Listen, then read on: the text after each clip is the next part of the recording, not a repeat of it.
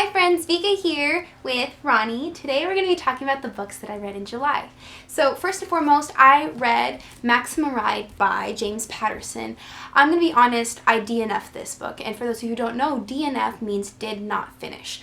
I read over half of it. I got to like page 278 and then I kind of just skipped out because the writing and style of this book really irritated me. This is like a middle grade novel. It's about a group of kids. They are basically lab experiments and they are like animal-like. And all of these kids, they escaped a lab and the place they were growing up, called the Academy, I think it was, or the school, something super ominous like that.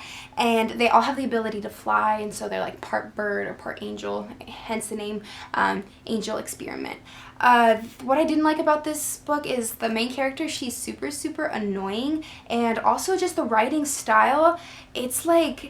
It's trying way too hard to be cool and to be like a kid. It's like the cool dad who's like trying to be super modern kind of thing, but it just doesn't work and it's super awkward and super weird. And I honestly just read this for a friend because she's like, this is the book that got me into reading and made me become an avid reader. But that's like a huge age difference at this point. She was like in middle school or high school, and I'm now done with college. So maybe if I was younger, I would have appreciated it, enjoyed it, but the fact is I didn't, so I don't. Maybe for some of you out there, this would be super interesting. Not for me. Next book I read was The Death Cure by James Dashner, and all I have to say is this super annoyed me. So this is the third book in the final book in the trilogy, the Maze Runner trilogy, and the thing is, I had so many questions afterwards, and it was just kind of annoying and super repetitive. I feel like everything that, like, the first book was like a good introduction. It started off kind of strong, but then this next two books, they kind of followed the same exact pattern, and they were super repetitive, just repetitive. Like it would be action, something happens, oh, action, something happens, oh, action, something happens, oh. It's just over and over again, and I really didn't enjoy this. I gave this 1 star. The thing is, after I had finished this book, I still had so many questions about like everything about the scorch, I guess, and about like the flare and everything like that. And if you have to write 2 more books after the trilogy to help explain things, you didn't do your job right. And I feel like, I don't think I have the right to say that, but I low-key do, because I wasted my time reading 3 books and I want to be satisfied. But I really wasn't. I didn't get my questions answered, and yeah, I mean, there was like some alluding to, but it wasn't explicit, and there was just so much room left for questions, I guess. So the next book that I read, or I listened to, was The Leviathan by Scott Westerfeld. He's the same author who wrote the Ugly series, and this was my first book since reading Uglies and Specials and Extras, something like that. When I was in middle school, high school, wow. And so the concept of this book was about is super interesting, super cool. It's based off of World War I and the events of World War I, except it's a steampunk version. It's a twist. So Germany and all of its allies are known as the Machinists, and Great Britain and all of its allies are known as the Darwinists. So all of the technology and whatnot and weaponry on Germany's side is made out of machines, and very like just machines, and like very like what you would picture steampunk to be. And all of Great Britain, all of their stuff is made out of like animals. That's hence the term Darwinist, like evolutionary, and they create them. So like you have like a whale. The Leviathan is like the greatest ship on the planet. Not ship, but it's like a flying ship, and it's like made out of whale and other ecosystems and organisms and stuff like that. And it's super cool. So it's inspired based on true events, but with this twist on it. And so it was really cool to read like things like having the Archbishop of Austria like die and causing like the whole event of World War I. And but like this kind of twist. There's like a lot of there's a lot of fiction thrown in there, obviously, and it's a little different, but it was super cool nonetheless. I gave this book 3 stars because it was kind of, I don't know, I really didn't like the character structure was lacking, and both of the main characters were kind of annoying. So there's dual personalities Is that what it's called? Dual personalities. So you have two characters and you have their two perspectives. There's two perspectives in the book, not personalities. Silly me. And I don't know. Like, I definitely favored one, as usual. I definitely favored one perspective more than the other. I'm not going to say which because I'll let you decide if you do read it. But the guy in the, so it's from a girl personality and a guy personality, and the guy, Alex, he was kind of annoying, and I know having annoying characters doesn't necessarily make a book bad. Like, that's okay if a character is supposed to be annoying, but the thing is, like, he constantly made decisions that was like, dude, you're so dumb, kind of thing, you know? That really, like, grinded my gears. So there's that. I gave it 3 stars. There's definitely room for development, and I think I'll read the next books. I think I'm actually on hold for the library on that one because I did order it through the library, and I'm waiting for the second one, I believe, but it's kind of a bit of a waiting list, TBH. So yeah, there's that. So the next book that I read this past month was the 5th season by N.K. Jemisin. I always pronounce that wrong, but this was the first book in a trilogy, the Broken Earth trilogy, I believe, and I absolutely loved this book. I had to go to the store and pick up the next one right away. I haven't started it, but you know.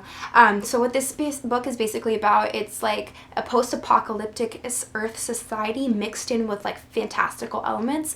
If that doesn't like draw you in enough, I don't know what will. Like, but so basically, like, the Earth has like died, or there's been like apocalypses like 5 times over, and so those apocalypses are called seasons, and so currently the 5th season is starting, and as a result of like all of the stuff that's been happening on Earth, there are now people who have the ability to basically be earthbenders, you know, for all of those Avatar fans. They're basically earthbenders. That's what I thought of when I was reading it.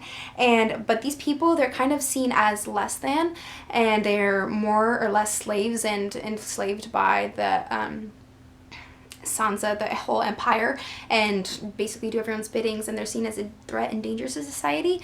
And so this follows the perspective of one of those people, and there's 3 perspectives in this actually, and basically they're following their adventure, but like the events of what's happening in this next season, and it's so good, so interesting. The world building in this was so amazing. Like, this book was super raw. It's super like I wouldn't say dense necessarily, but it like it's kind of hard to get through. Like, definitely the wording, and there's lots of new words and new things because it is a new type of world, and I just loved it. I fell in love with it. I understand why some people wouldn't enjoy this though, because it is so like raw and what's the word I'm looking for?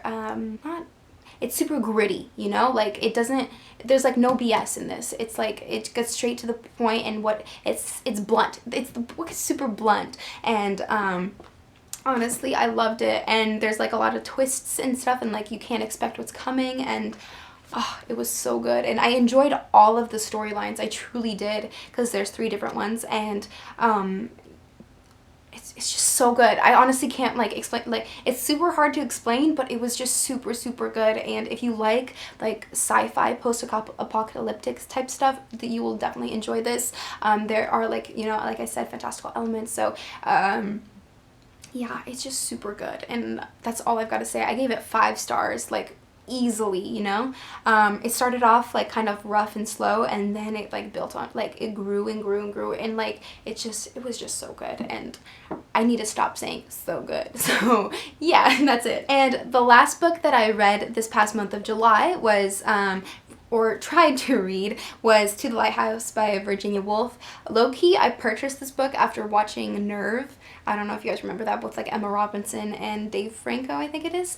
And that was her favorite book, and I was like, I want to read that. I'm intrigued, and I'm kind of low-key embarrassed to say that. That's low-key how I got introduced to this book and why I wanted to read it. And I tried reading it.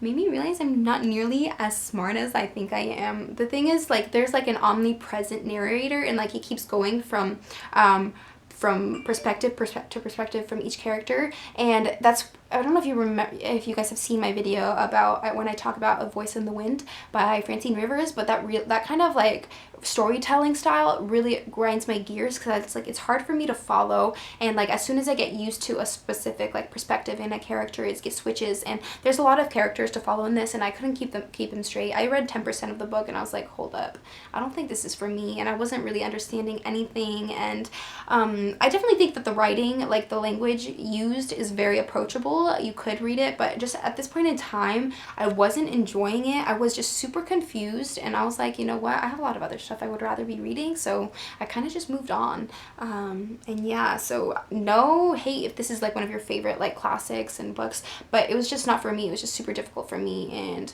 not nearly as smart as I thought I was. So I have a feeling like I need to address this issue, just in case some people have an issue with this. But up until recently, I had a lot of anxiety and qualms about DNFing books, not finishing books, and just like abandoning them. And honestly, I feel like it's an okay thing to do now. I used to be like, no, you started the book, you have to like chug along and finish it. But there's so many books out there that I know that I would enjoy so much more than a lot of the books that I picked up, like Death Cure and Maximum Ride, Into the Lighthouse. Like, I'm not gonna struggle just for the sake of the satisfaction of like reading the book.